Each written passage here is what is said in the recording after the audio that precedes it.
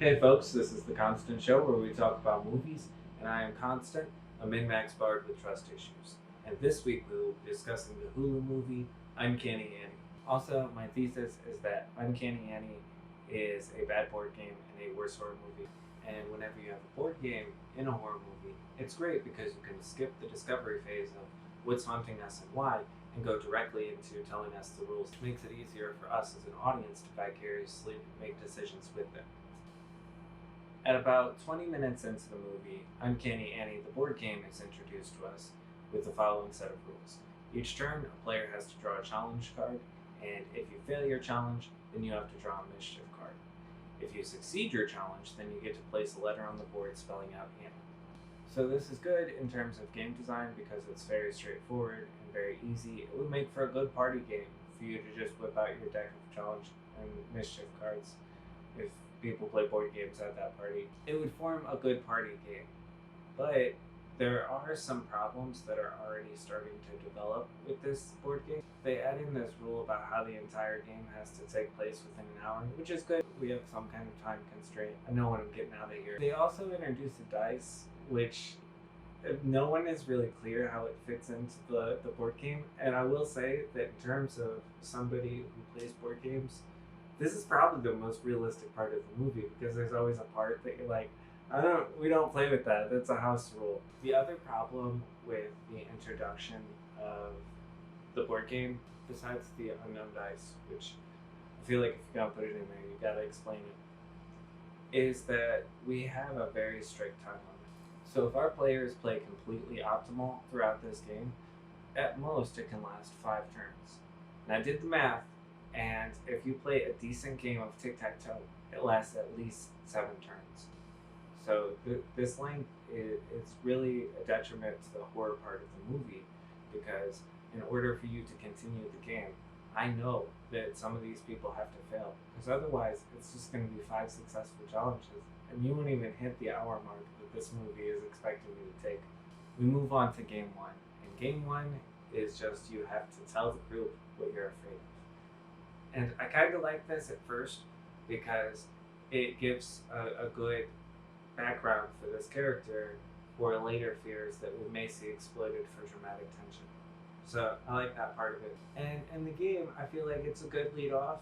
You know, it's the kind of thing that you would see in a party game. It pushes the edges of what's comfortable for somebody's bubble, causing them to open up to more socialization. But then I thought about how we only have like 5 challenges, right? If we think of this as like a horror movie revolver, you only have 5 chances to take these people out, and we just wasted one having people do, you know, a regular party game. So game number two is that you have to pick somebody that you love, and then they suffer an unknown consequence later. There's a lot of problems with this. The first is that a huge part of games is agency, even if it's just the illusion of choice.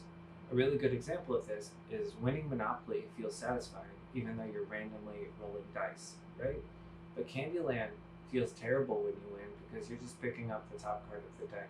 In terms of this challenge too, not knowing what the consequence is really it shapes the decision-making tree in a weird kind of way.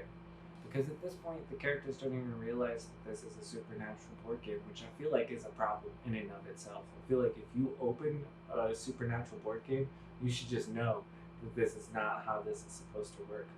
We're already down 2 shots in our hypothetical horror revolver, and we haven't made anybody more uncomfortable than a standard game of Monopoly. Uncanny Annie is failing to deliver on the horror aspect of this entirely. This is just like very standard gameplay experience. It's a little uncomfortable, sure. So we get to game three, and game three is that you have to give somebody in the room a bloody hickey. Sure, it's like it's bad, but if they were aware of the fact that they were playing a supernatural board game, it would be an incredibly easy decision to make. But they're like, nah, I don't really want to do that. Let's just take a mischief card. Let's see what that's about. The first mischief is that you have to go into the bathroom and do the Bloody Mary ritual, but instead of Bloody Mary, you're actually calling out Uncanny Annie. And the comparison just really doesn't do Uncanny Annie any favors, because even the names really, like Bloody Mary sounds frightening. Uncanny Annie, She's like the weird girl. They do it, and then the bathroom mirror spells out, "I'm glad you're playing the game," which is good because Uncanny Annie has the same attitude as a Kickstarter. Really hoping to get this Uncanny Annie into more houses because these products just do not move themselves. That's the whole mischief part, and now Uncanny Annie is out. I don't know if like before this there were people who played this game and they were just a little bit more wild than our heroes are, and they just beat the whole thing without even realizing that it was like a demonic board game. They're like, yeah, we just never got to the mischief where you summon the demon. So game 5, it's pierce death before death pierces you. And I liked this. It was cool. It's mysterious. It's got an element of unpredictability, and we finally got to go do something away from the table. But then I thought about it in terms of like our horror moviness. There's not enough build up here. We went from give somebody a bloody hickey to you now have to win a duel against death. It's a pretty dramatic shift. They also just do it. They just stab death with a pair of scissors. It doesn't seem particularly challenging. Between game 5 and game 6, we realized that this entire thing is actually taking place in the box. In Jumanji, it's like a separate dimension, and I think in Zathura, it's like the same thing, where it's like this is an actual place that exists somewhere independent of this board game, and it's just this weird gateway there. But this board game is just an entirely self-contained universe. Also, what is the backstory on those ghosts? Did she like die playing Yahtzee or something, and then she just like possessed the box and it? You gotta roll 6 to activate me. If you score 5 Yahtzees in a row, you're out of here. So Peter gets stabbed in the darkness, and I know you're like, who's Peter? It's okay, you don't need to know. He's the guy from the earlier Consequence, and whenever he gets stabbed, it's terrible game design because you're just completely removing a player from the game based on an action that somebody else took. At most, you should like punish him, or like in Sorry, you could send their little pieces back to the start. But just kicking somebody out of the table for somebody else drawing a card, terrible game design. Weird in terms of horror moviness because it didn't really set it up.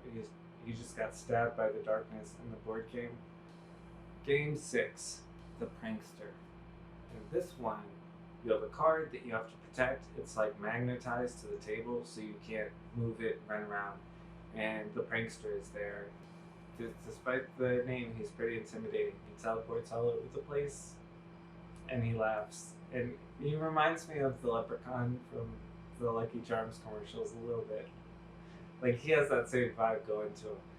It just feels like so much of a step back, really, because our last one was stab death in the face, and this one is just keep your hands on a card so that this prankster doesn't prank you.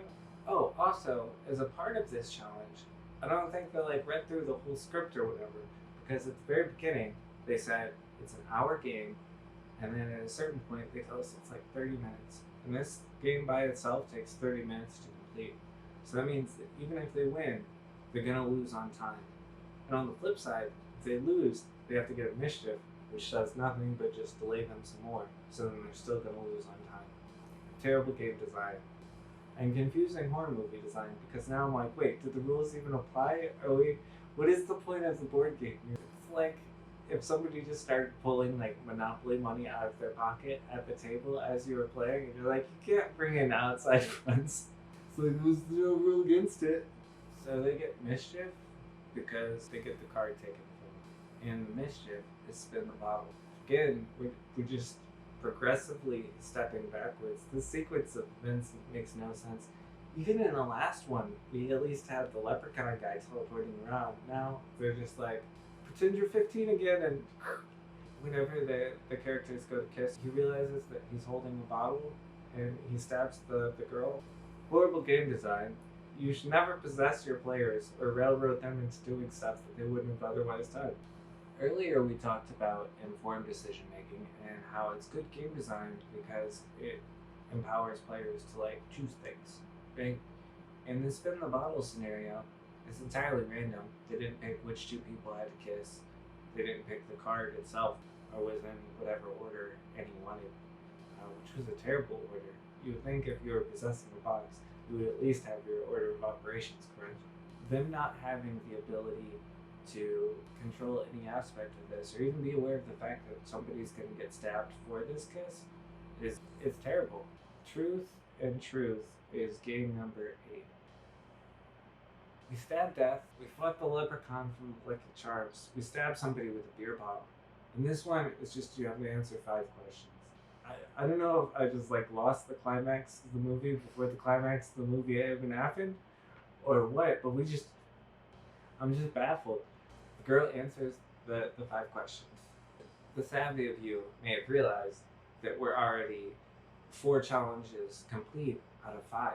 We're already at an I, and we just need an E. And then the board game goes to another player and gives him the same thing. You just gotta answer 5 questions.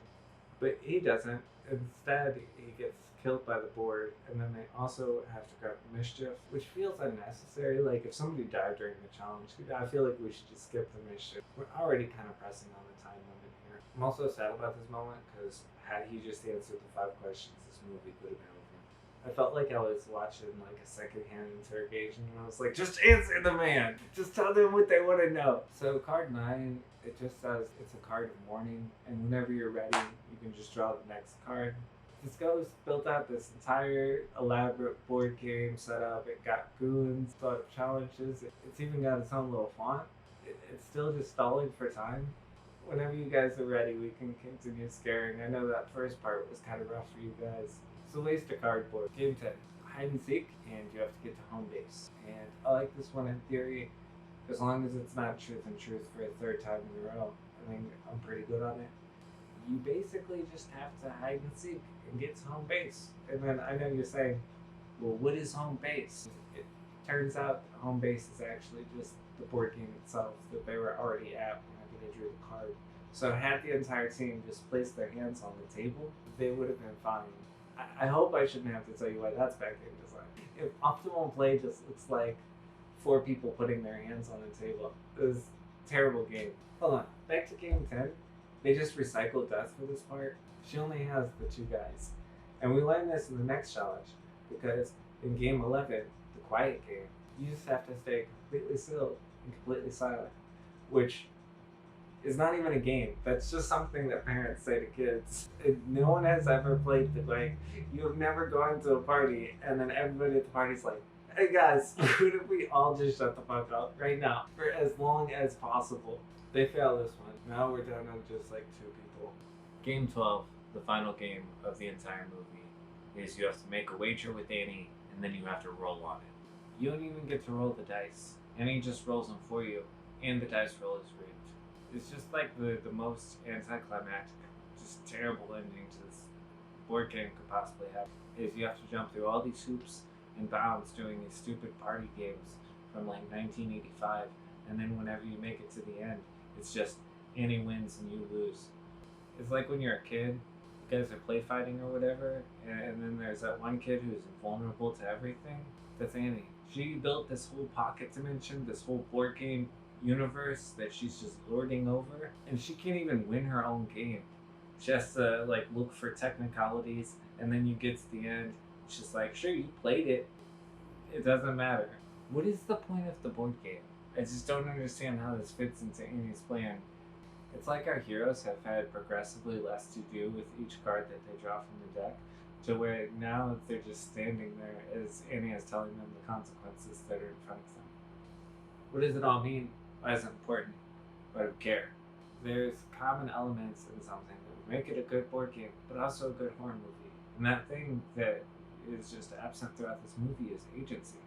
Characters don't know enough information about the circumstances to make any kind of decisions. And even if they could, it's out of their hands because Annie is just railroading them to the conclusion that she's already set. Part of the fun of a board game is there's like different outcomes. In the order of things, it doesn't ramp up like in a lot of board games, you know, like Monopoly, for instance. Whenever it gets to the end game, all the properties are owned. Like every roll is just like, who do I gotta pay this turn? Because a bunch of things have happened and they have consequences on the game. In this movie, a bunch of stuff has happened, sure, but So it's just like random, disconnected. The characters could have just beaten the game like 4 separate times. But that's been the movie. Those were my thoughts. What did you think of Uncanny Annie? Write it in the comments section down below. Would you play it? I wouldn't play it. The whole getting possessed and stabbing people with beer bottles things. I don't know, it just doesn't seem like a fun time. It's definitely not something you bust out with like Scrabble and Yahtzee. I don't know, maybe if your friends are into like Clue, this would be like, oh, we got something new to play finally.